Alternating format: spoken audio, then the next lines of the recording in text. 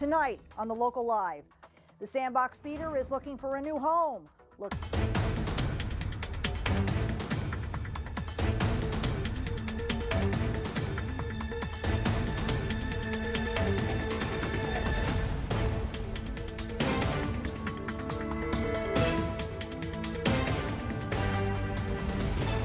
After 8 years at 931 East Boston Post Road, the Sandbox Theatre will have to find a new home in June, according to Mayor Norman Rosenblum. Why? It's complicated.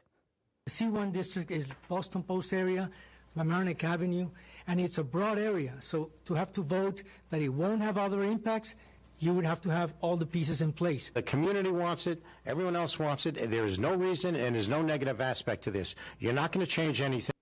When Dan Ferrenti, the Sandbox owner, looked into buying the property, he discovered a host of building violations and a huge zoning conflict. The property is in a C1 zone that does not allow theaters.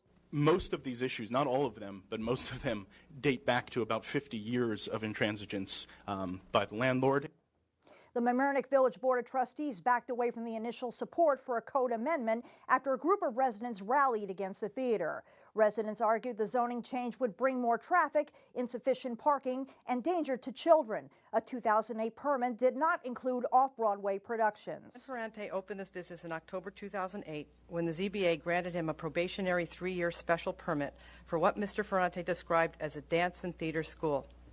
At the ZBA meeting of October 2, 2008, Mr. Ferrante assured the ZBA that only 15 children dropped off by their parents would be in each class, and classes would culminate in a few weekends of performances at the end of the year.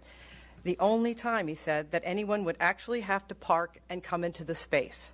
Well, I think that sounded all pretty good to us. It sounds lovely to teach the children theater, and it wasn't going to take up any parking. Ultimately, the board proposed an amendment to the zoning code to allow a dancing and acting school, but not a theater. I just want to give some facts. The school itself is not what's illegal. The performing arts space, which is the theater, is what was not authorized within that zone. I've been informed, and I didn't go through and itemize check. I go by what the department has told me, that they've gone through and inspected and cleared all the violations that were applied in the school space.